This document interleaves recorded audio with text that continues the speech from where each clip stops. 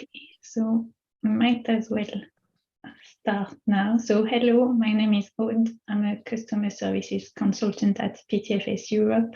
Thank you for joining us for our open discussion this afternoon. So we are having this meeting on Zoom, but it's also live stream on YouTube for those of us who have trouble using Zoom in our workplaces. So Eilish is keeping an eye on what's happening on YouTube, so you can use comments there if you have questions. And otherwise, if you are in the Zoom meeting, please raise your hand if you have a question or comment, or use the chat. We'll also be watching the chat. So before actually I say a bit more and hand over to Bernard, it might be useful if you haven't met the whole PTFS team, for those of us who are here, to introduce ourselves. So there are 5 PTFS Europe team members here today. So Eilish, do you want to start saying?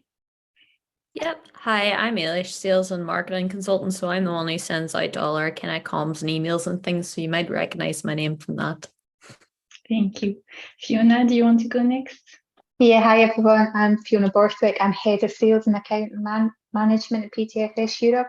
So quite a few of you on this call know me already. I'm your account manager. I look after primarily the public libraries, FE libraries, and some special libraries as well. Thank you. Bernard, you're next. Yeah, hello, I'm Bernard Scaife. So I'm Data Support Specialist at PTFS Europe. And yeah, I'll be sort of leading the discussion in a little bit. Thank you. And Yuen. Hi everyone, my name is Yuen. I am a data support person as well. Yeah, here to help people with any data related inquiries. Thank you. So that's all of us on our side. And as Bernard highlighted, I'm just doing the housekeeping.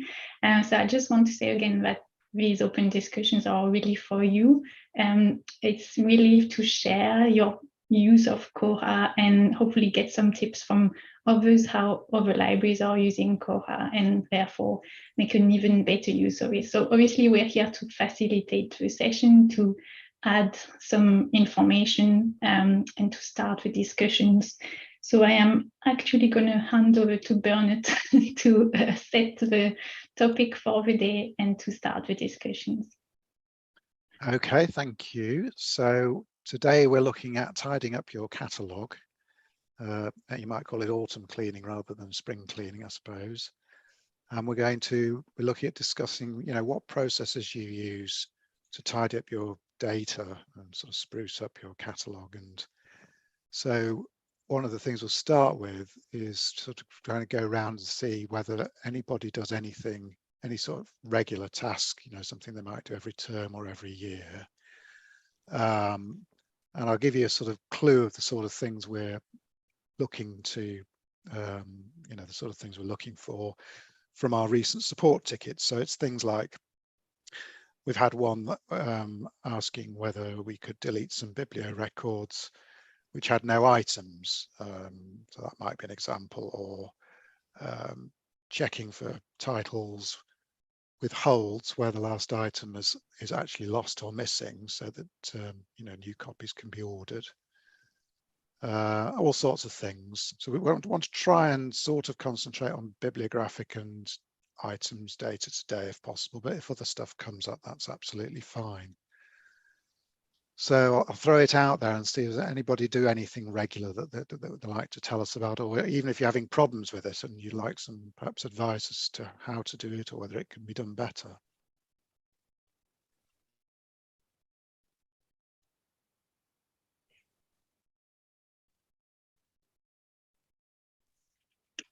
Yeah, I think Bernard gave a few examples and they're related to some support tickets we've had in the past few months. So if it's you, don't be shy. Sonia's raised her hand there. Sorry, I just saw. Yeah, Great. Sonia, over to you if you want to unmute yourself. Hello. Yes. Hello. Hi, Bernard. Hi, everybody. Hi.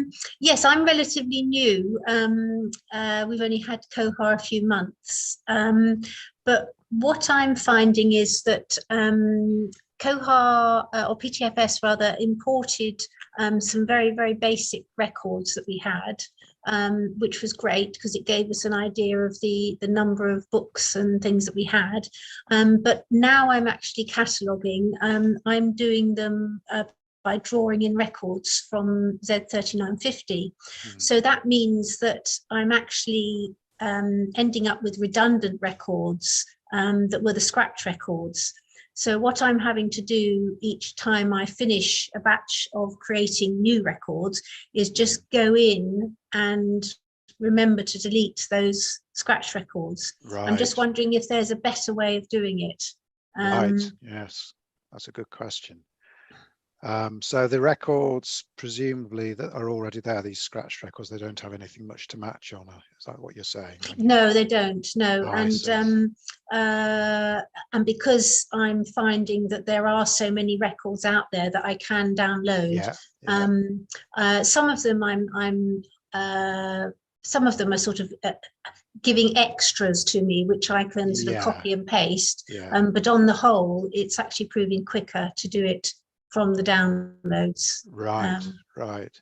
So does anyone who uses the Z3950 import in Koha, there isn't any way that you can just direct it into a record, is there? Am I right about that? So just to add, I was just going to say, you tried the replace record, Sonia. That's what I was So wondering. if you start with the bibliographic record and then you replace via Z3950.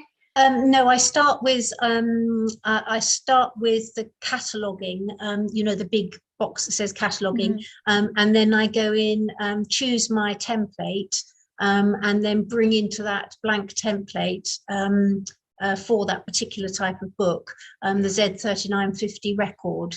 So what I end up with is a complete record with all my information in, with a new item, you know, attached to it, and then I have to go back in and delete the scratch one that was sort of important. It might be worth trying it the opposite way. So search for your record first. Yes. And then from the edit button, there is a replace via Z3950 option. And then it would do a replace of the record, and that would save you having to delete it afterwards. So give that a shot, see if that will work for you. Right. Oh, that's a good idea. Yeah. Yes. So will that keep, if I've got certain tags that have got text built into them, so that every time I start off with a record, those tags are already filled out, they've got information that's specific to that collection, will that just be part of, you know, if I'm downloading this Z3950 on top of it, will it keep that information, do you think? Or was tags on the item? Yes. No, sorry, it's on the record. You've got quite copious notes. Yeah, we have, yes. I remember, yeah. Yeah. So you want to keep them, don't you? So you want to keep that, yes. I can have a go anyway, can't I? And see, Yeah, right. I don't know the answer to that off the top of my head. Does anyone else know that? We can look that up, you see, I think. And I've seen that on different systems where you do don't overwrite local tags. So if it it's does make 500, sense. Yeah. So I don't know if there's a setting in Core to do that, but you'd say don't overwrite. I was raising my hand because I was curious. In your scratch record, do you not have an ISBN that you could match on? Sometimes, yes. But the ISBNs were a bit problematic when they were brought in. That although we kind of thought we'd corrected them, in actual fact, I don't think we had. They had too many zeros, and now we've sort of ended up with they're not quite right. But it's just easier because I've got the book in front of me. We're a slightly different sort of library. We're not a normal sort of library, so we work slightly differently. I've seen the same at other places where they've been doing it for years, and they've used like a print ISBN and ordered an ebook and used the same record, so the ISBN was wrong. And then if you don't flag it as an invalid ISBN, you can end up with a list of ISBNs and find a match. So it can get messy. So you might be doing the right thing if you can just do replace record, overwrite a local tag. I was interested in this because I've just started a systems librarian 4 months ago at the House of Lords Library at Westminster, and I'm looking at their catalogue, and I'm going through just some of the e-journals. I'm quite finding just bibliographic records with no items attached, and really I want to tidy those up. So I might have to do exactly what you're going to do, really, because if you start doing reports on number of items, there aren't any for some records. So just the 856 tag is there with the link to the ebook, which I'd rather have it listed as an e-journal and an item attached so you can click through. So yeah. Well, that one, you might be able to use the mark modification template in some way for that. If you can identify those records, the ones that have no items. Yeah. And if you know that they always are going to have basically the same library and item type ebook. Yeah. You can use, I think you can use the mark modification templates to make it add a dummy item, as it were, which might be what you want to do. I'm not sure whether that's the only way Catalogue can do it. I don't know if anybody else, because I think you'd have to export them to do that and then re-import them with the staging tools. Yeah. I don't know if you've used those before, but there might be a quicker way if anyone else can think of it. Is there a batch mod we can do? Yeah, I think several people had their hand up. I don't know if it was to answer that. So if you... Yeah, anybody who knows, shout out. Yeah, I think we had Patricia, George, and now Jeremy. If you want to just unmute yourself. Or was it to ask something different or to talk about something different? Hi, it's Jeremy here. You can merge the records if you use the cataloguing search and use the merge. You can then choose which field from which record you merge together. Yeah. So that's I do that sometimes for where we have some existing notes in a record. I want to overwrite the rest of the record from an imported record. So that goes back to Sonia's question, that one, isn't it? Yeah, that's a good point. So sorry, can you just see where the merge bit is? I don't know whether I've encountered that yet. It's on the record results page of the search screen. It's somewhere there's a drop down at the top. You select the records and then there's an option to merge the records. Okay. All right. Thank you. I'll put that down as well. Thank you. Good. This is Patricia here from the Oroptus Library. I was actually responding to Sonia. So I think we've a similar situation to yourself, Sonia. Sorry, put my camera on because it's kind of rude to talk without it. We have a similar situation in the sense that we use the acquisitions module. So when we buy something, we create a short bib record. So it's got a title and an author. And I am actually trying to turn my video on, but it's not responding. So basically, we have a short bib record which we want to replace then when we receive the book, and we created a short item record to show the user it's on order. So basically what we've done is we've created a record matching rule on the ISBN, and then there's also an mark overlay tool within the administration where you can say, I want a tag to be retained, so it's not replaced. So in other words, we might be replacing the whole bib record, but we can still retain tags from the original record so that they don't get overwritten. So I think that's how you might do it. But, I think others have said when we do a Z3950, then we make sure we replace the record. So we always replace the short bib record and acquisitions with the full record from Z3950. And just a shout out for COA.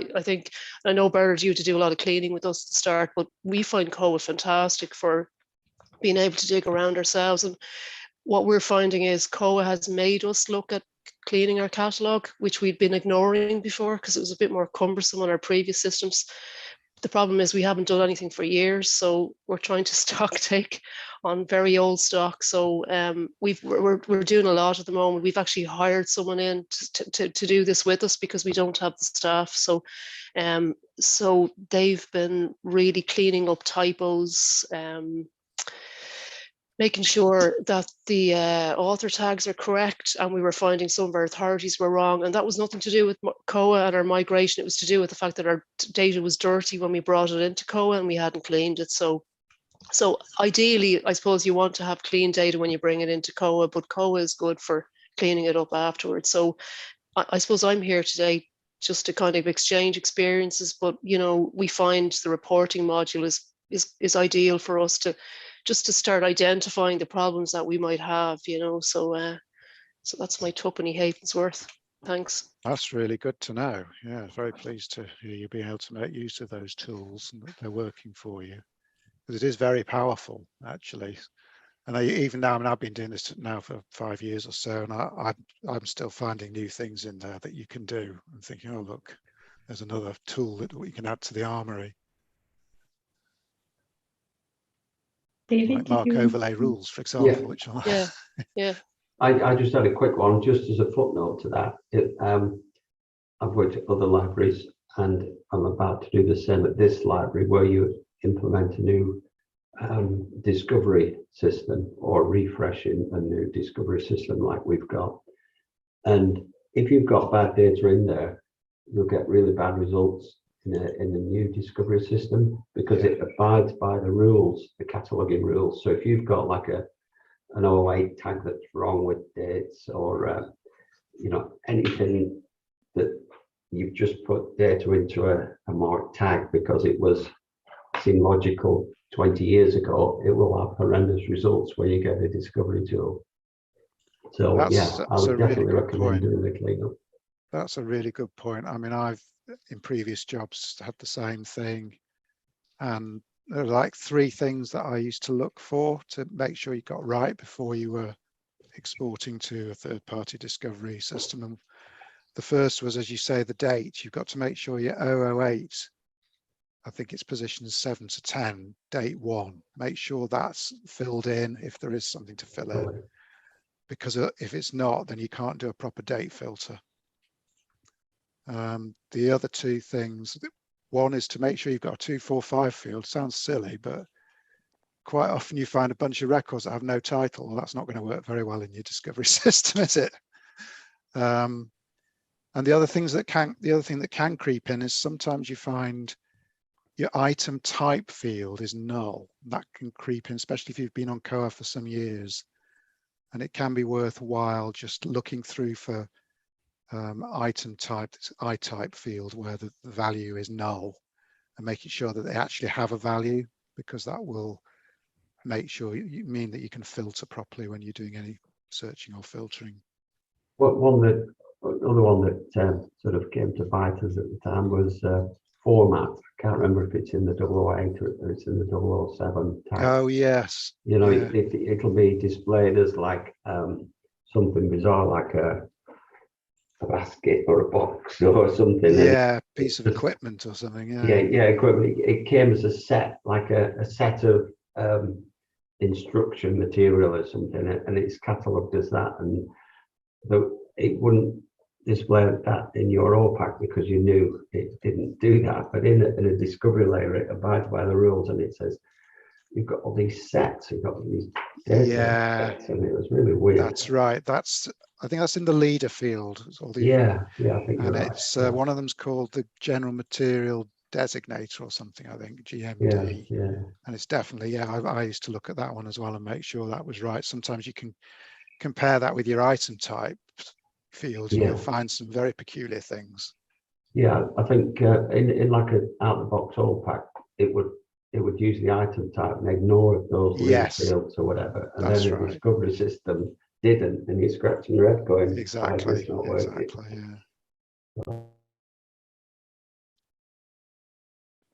yeah. Jeremy, you wanted to say something else?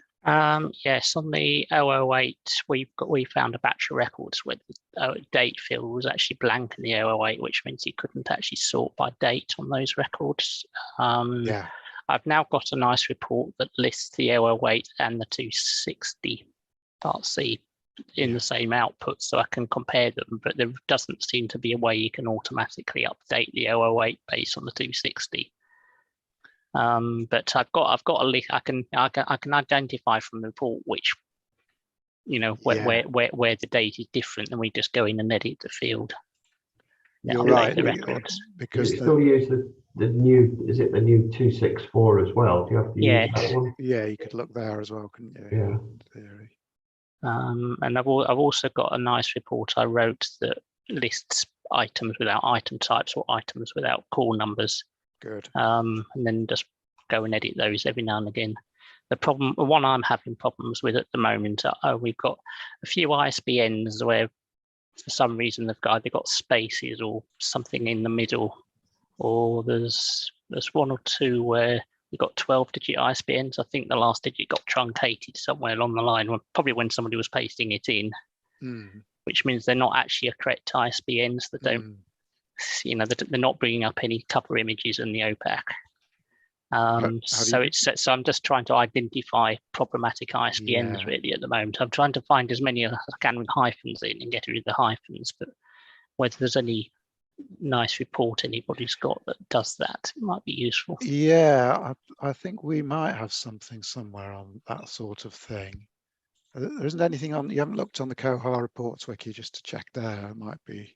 I had a quick look on there. There didn't seem anything. Obvious. There's one that's identifying things without an ISBN. Yeah. Okay. Which again, we had quite a lot of record without an ISBN. Yeah. You probably need to use in the MySQL the regexp thing. Yeah.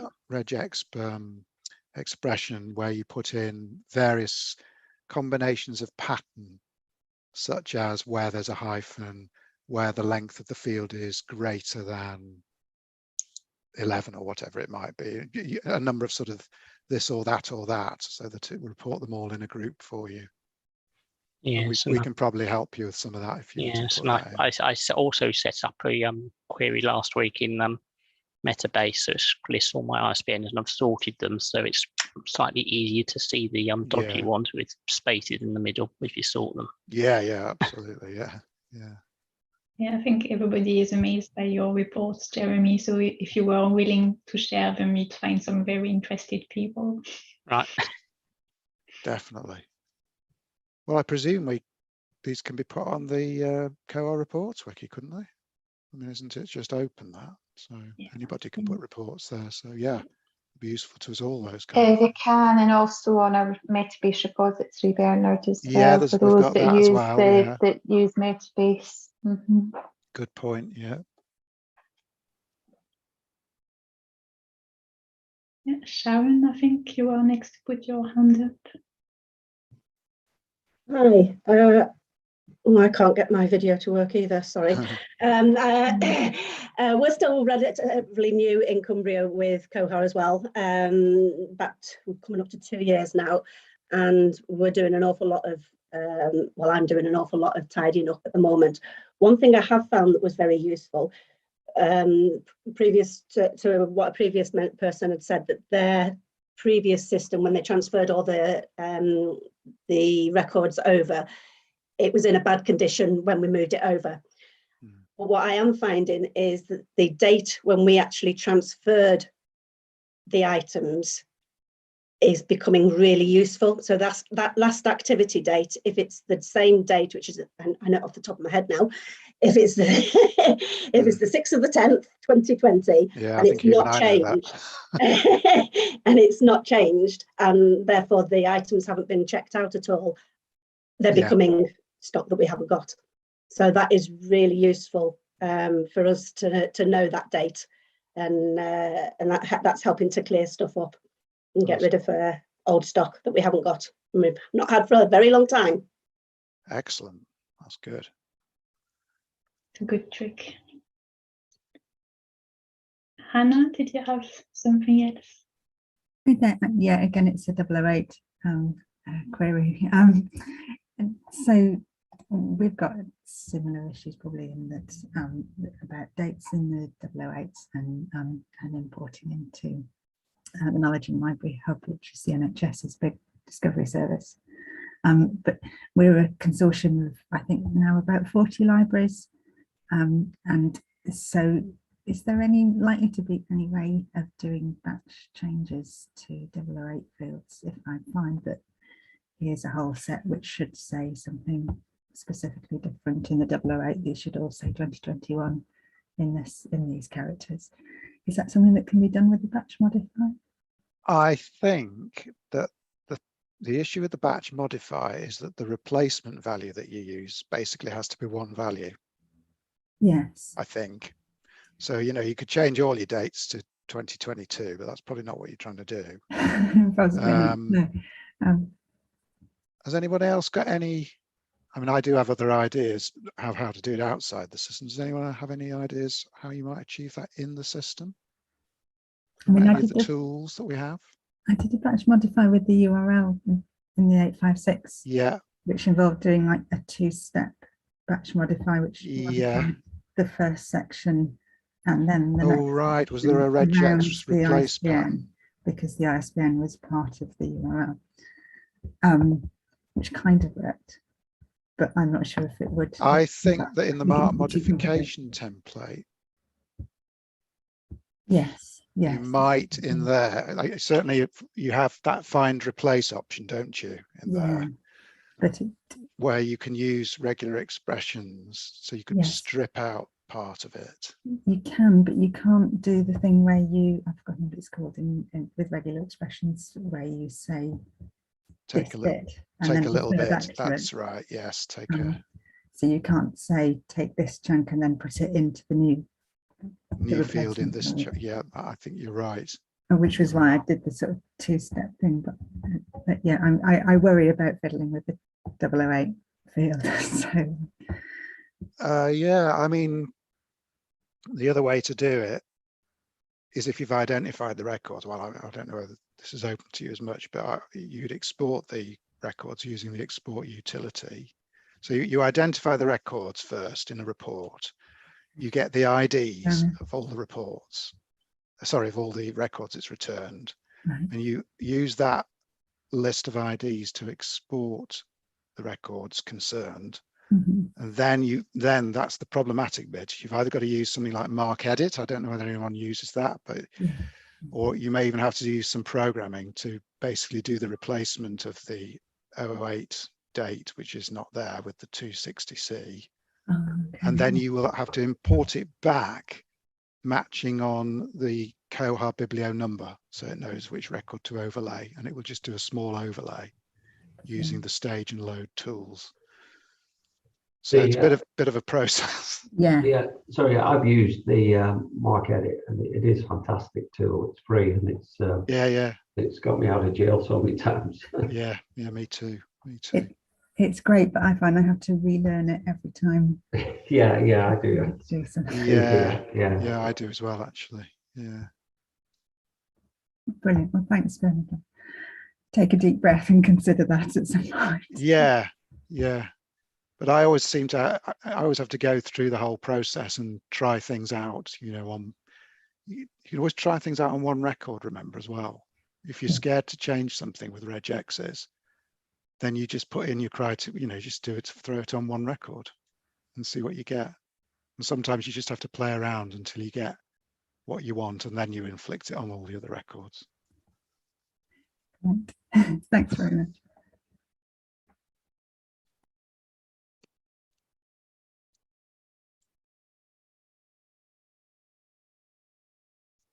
Has anybody got any other data cleanup issues that they've had, or things they're trying to achieve? Yeah, George, if you want to go next. Oh, I thought George had his hand up for a second there. Yeah, sorry, folks. Yeah, I sent out some stuff for the Metabase users group. So we looked at some of the reports that were on the wiki, and it's really quite basic stuff, but it tidies up the catalog no end. So things like no location or wrong location, item type, where there's no price in the item record. So that was really just the first stage of really any cleanup this side. And then moving through to the other side of that, what Bernard was mentioning, I've used Mark Edit quite extensively to deal with a multitude of things. But even something like for FE colleges, the JISC ebook collection, that won't have an item record. So you can use Mark Edit to add a 952 item record. and then put that in. So that's probably a good starting point for anybody in FE who's looking to use MarcEdit, the JISC FE collection. And I'm more than happy to share how we did that if it helps anyone else. Just what Bernard was mentioning as well, the Mark template modification in the tools option. We're using that at the moment to try and automate a script whereby the vendors providing the Mark data free of charge. But obviously, if we want any changes to that, they're going to charge. So what we're using the Mark modification template for is to actually create an item record on a hard copy book. And because the variables change, so it would just be a blank Mark record. But again, obviously using MarcEdit to scope that out is a great thing. But certainly just hooking up to the Metabase stuff, even just starting at missing locations and item types and prices is a good starting point. Definitely. And libraries. Like any of them that are mandatory fields, like libraries and item types, they're the ones to fix first. Yeah, because the thing that probably is overlooked is sometimes staff may use the live server for tested purposes, and then one of the things would be, I wonder how Z3950 works. And then and by the end of the month, you've got 300 bib records in there without any items. So before you know it, you're then back to what we were talking about. How do you remove all of these bib records? So so that's some of the stuff that we do this site. Cool. Thank you. I think Fiona, you are next. But we've got two Fionas, sorry. So it's Fiona Palmer, I think, who had her hand over there. I'm hoping that someone will be able to help us here. Once a year, we get asked for the Copyright Licensing Authority report.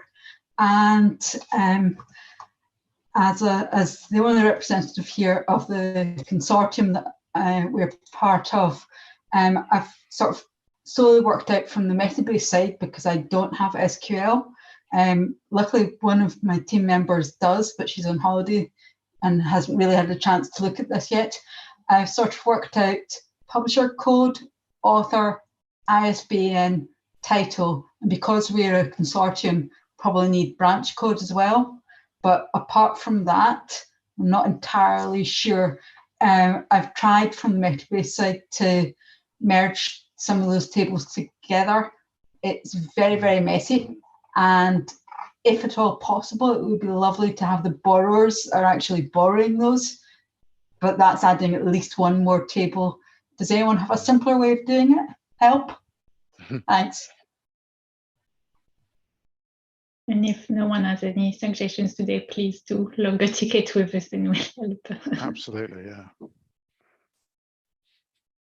I think originally we were trying to do it ourselves and see there must be a simple way of doing this. There must be someone's done this before. And because I don't have SQL skills, certainly I was coming unstuck. So any help would be very welcome. Isn't that a report that's already on the Metabase repository? So I'm guessing a lot of libraries would be doing something similar. Point, yeah. It's CLA, isn't it? Is that right?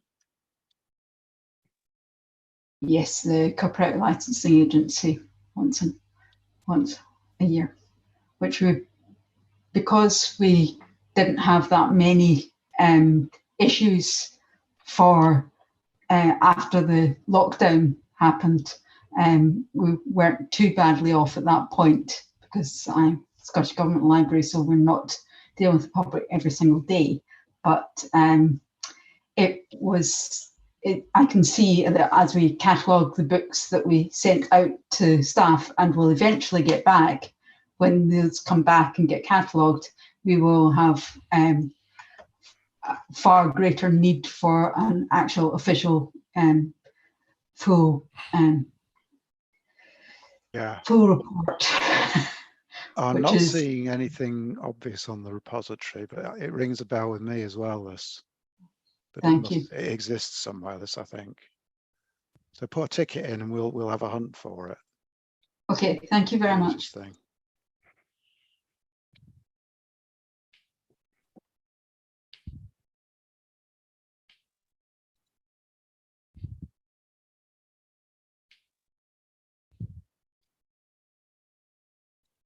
Yeah, so nobody else had anything to add on that. Fiona Borthwick, you're next. No, I just wanted to quickly say there's been a bit of a talk there about mandatory fields being missing and being able to identify them. I just wanted to remind everybody that you can set fields to be required in your frameworks. So if that's something that is, that's quite an issue for you, then I would advise that you do that. In Cohort, the item type field actually isn't mandatory. Now there is things like a location or a barcode, but I know that even when I've been doing training customers before, we have set fields like that to be mandatory. So I just kind of wanted to remind people of that and highlight it. That was all.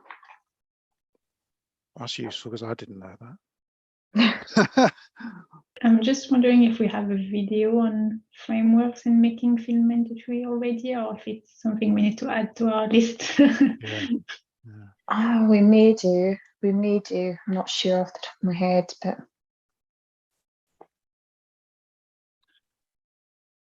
let's move on a little bit to something more about cleanup.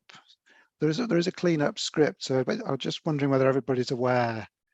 I think we mailed everybody some time ago that we have got a data retention policy, and I think when your system's set up as part of the project, we set up things to sort of be deleted periodically, partly for sort of GDPR reasons, really.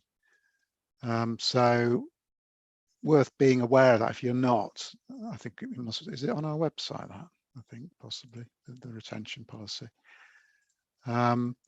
But it covers, for example, the defaults, for example, cover things like removing old mark file imports every 60 days that are older than 60 days. And old, but it doesn't ever delete any old loans because you need those for statistical purposes. Unless requested, it says. So you can override these as a customer, and you may have done during your project. And also log files we keep for, it says 375 days, because one of the problems is that some of the log files in Cohort can become absolutely huge over time. There's a table called action logs, which sometimes you start getting, millions of records in it. And the problem then is when you query it, it all grinds to a halt. So, it's probably a good idea to sort of have that trimmed from time to time.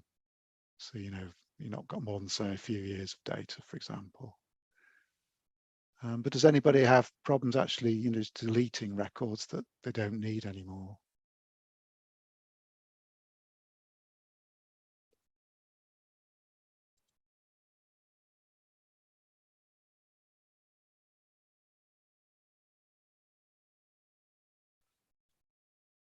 And there is, of course, a batch deletion tool in Cohort as well, one of the suite of all these great tools that there are in there.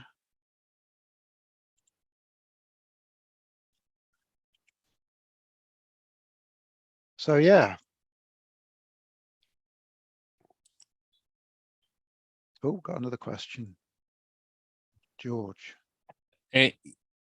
Bernard, yeah, it was regarding removing the old mark imports as to how that's done. Yeah.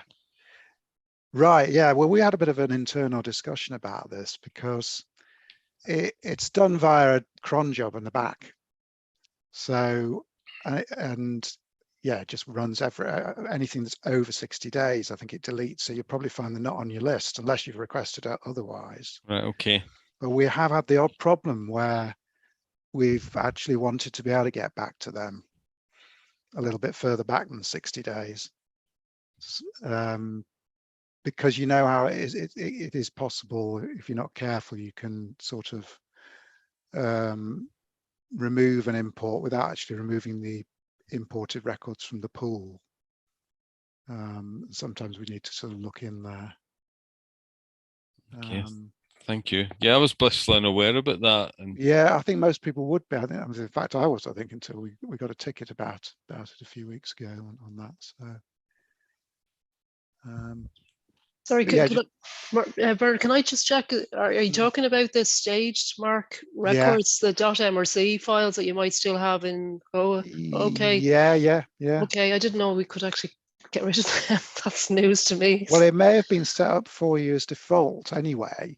With so I don't know, but if you want them, you know, it can be done. If you want to clean that list to some extent, we can do it quite easily on a routine basis, you know. Great, thanks. Yeah, they haven't been cleaned. I can still see 4 screens of fields Right. that we have, so we haven't cleaned them, obviously. Yeah. But then be careful. I mean, if you're doing a lot of work at the moment, you might want to be able to get back to them. So it is a sort of thing you have to have a little bit of thought about. Sure. Whether it's right. When you've got everything cleaned up and you think you're at a good stage, then that's a very good place to do it. Yeah. Okay. Thanks. I think got a question from Sharon. It's not really a question as such. It's just that it's really good to know that you can actually do that, because I've been doing it manually one by one. Ah, right. Well, that'll save your job then, won't it? Forever. Yeah, very boring. Yeah. Yeah, it'd be good to have that added. Yeah, definitely. So just put a ticket in if you I want will. that doing. Yeah. I will, Bernard. Thank you. Cheers. Yeah, and so if you haven't had it, if you need us to send you again that document and to check what's set up already on your system, because as Bernard said, it's something we normally set up by default unless you ask us to do things differently. So yeah, if you want to actually set a different type period, as Bernard said, sometimes 60 days is a bit short. Yeah.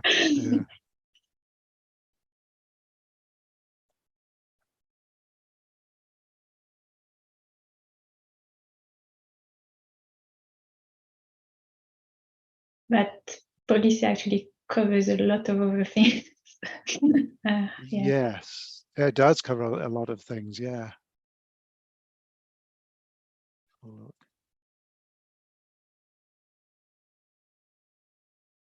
Yeah, Sophie, did you want to add to that or ask something else?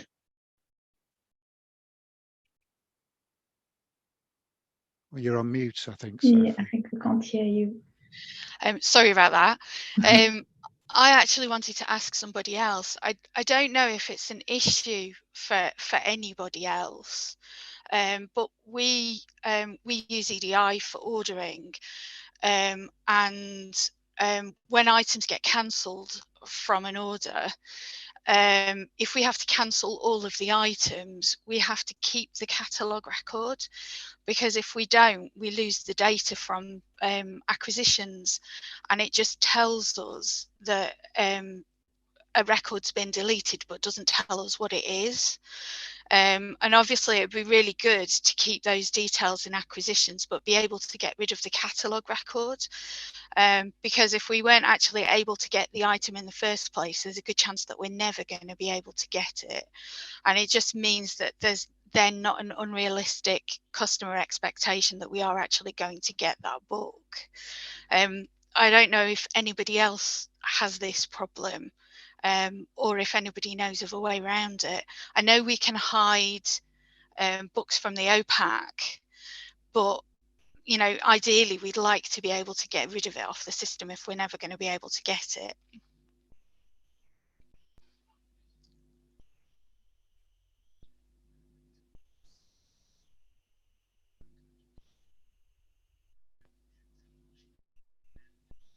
I can come in there, Sophie. I don't know if I have the same problem as you, but I think we do, in the sense that if we cancel an item, we're not using EDI. That's the first thing I'd say. We haven't gone there yet.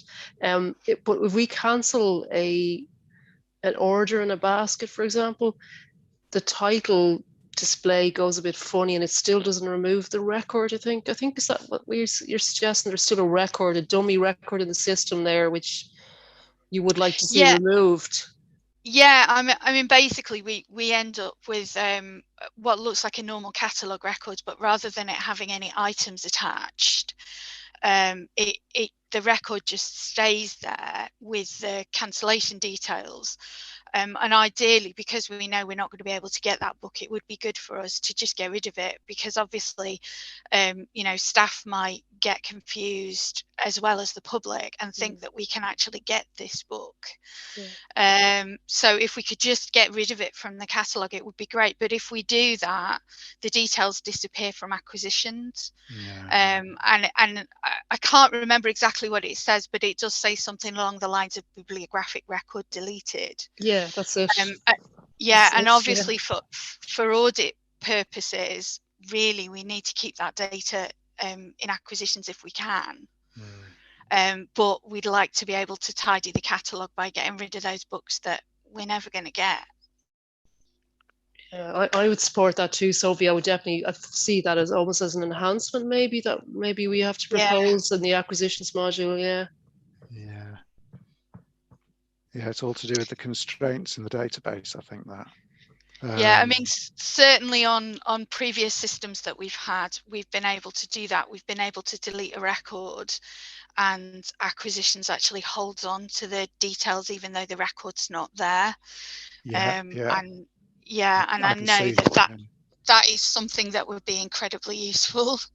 What if I don't know, let's just throw this idea. What if you were able to link to a single dummy bib record instead of, so it had something to link to, but the dummy bib record said, I don't know, this record is not here or something like that. It would just be a simple, literally one record. Would that be better?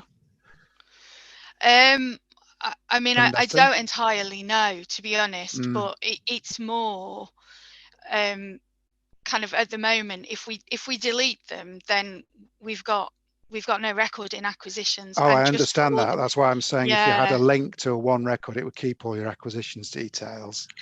But would that keep the title details of the book? Well, no, you'd call the title, you'd have a special bibliographic record which said title, this is a weird record or something. Right. And then that would simply be the one and only record that linked to potentially many of these sort of cancelled orders. Because it just needs something to link to, doesn't it? That's what it needs. I mean, it just still wouldn't give us the details that we need, though, really. Because you do need the title information, is that what you? Yeah, basically. Oh, I see. So you need to somehow retain the title information in the acquisitions area somehow. Yes. Yeah, because just being told that a record's been deleted doesn't tell us what we ordered. And equally, you know, if we lose that data, we'd probably try and order it again, you know, forgetting about the fact that we couldn't get it last time. So yeah, that's quite a difficult thing to describe, isn't it, for an enhancement? It is, yeah. Because you're sort of saying you want to delete the record, but you don't want to delete the record.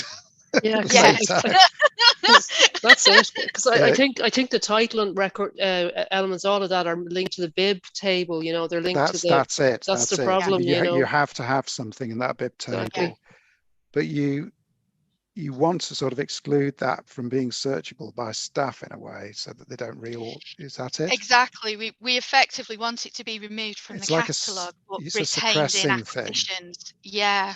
So maybe the enhancement should be, can I suppress this? Is it from the staff client as well, or just the? Yeah, I mean, at the moment you get an option to suppress from the OPAC. So you can do that. Yeah, but nothing from the staff client. Yeah. You know, the staff client, it all appears. So.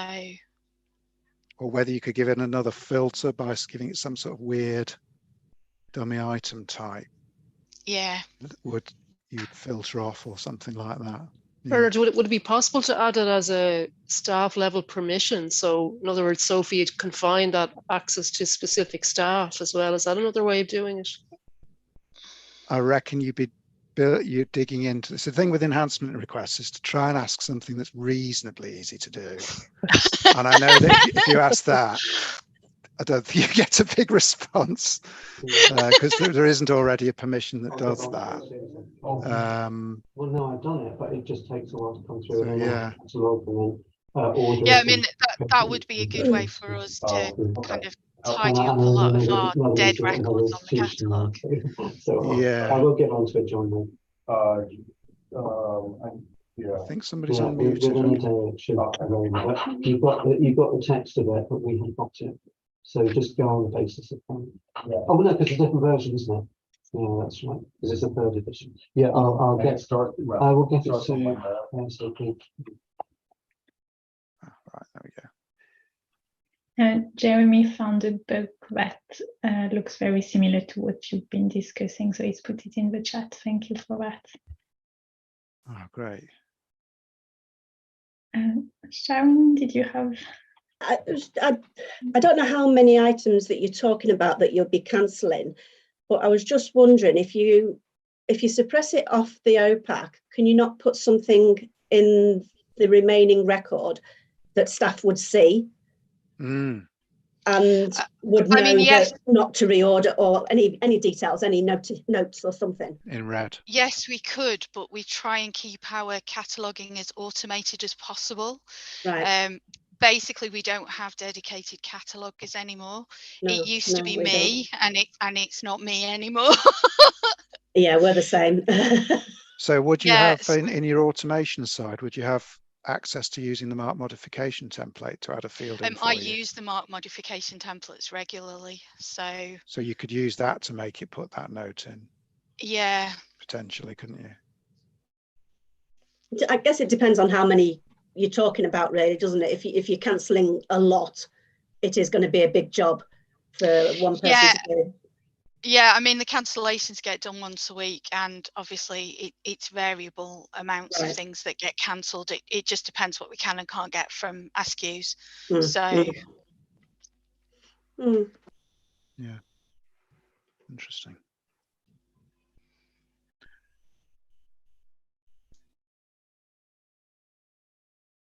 Just on that, just to say, Sophie, we can always discuss it in an account management type meeting, and if you want to take it forward, I can speak to developers about potential possibilities, but it's probably worth having a look at that bug initially. Yeah, I mean, it's one of it. I think it's one of those things that we've had other more important things to look at. Yeah. But I just wondered if it was a problem for anybody else, really.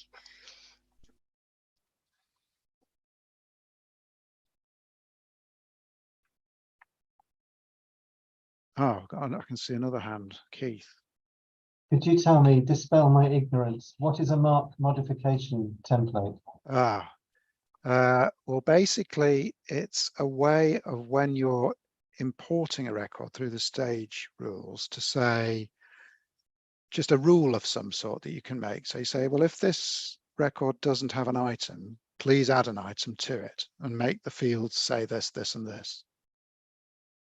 So you can manipulate the incoming record as it's being imported. Does that only apply to items? No, you can do it on mark fields as well. You could say, I think you can replace bits of text and stuff like that, or add a mark field in, a note or something.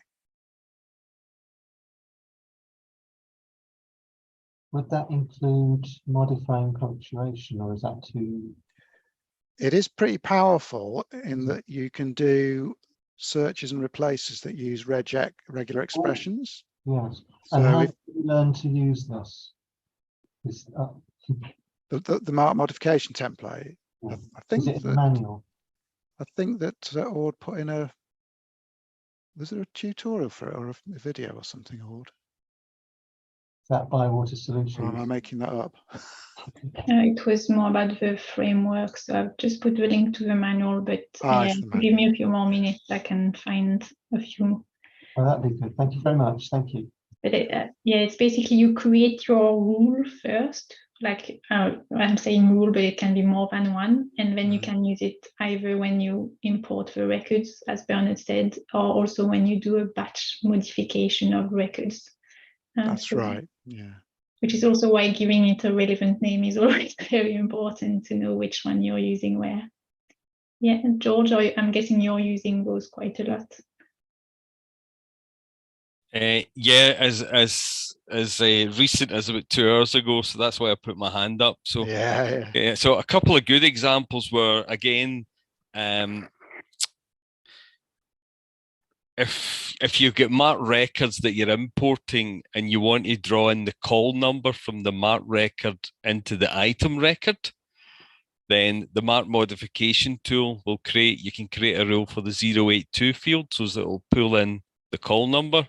And then the other one that I mentioned was obviously things like large collections where there's no item attached. You can create a rule to say, please create an item for this. So it almost automates mark data handling without really having to use mark edit. So it's a really useful tool. It is, yeah. Yeah, we use them for our e-resources, for our e-resource records, because we didn't like the message that was the kind of click here to access books. So we changed it for ourselves. And now we just, when we're importing the records, we actually just use the templates. It's brilliant. Excellent.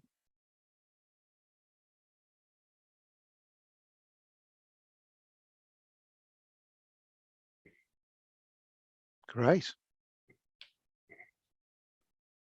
Well, I think we've gone through quite a lot of stuff there in that hour, haven't we? And all sorts of areas of data. So that's been, certainly I've found that quite useful.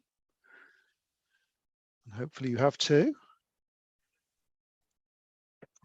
Yeah, thank you everyone for joining us and contributing.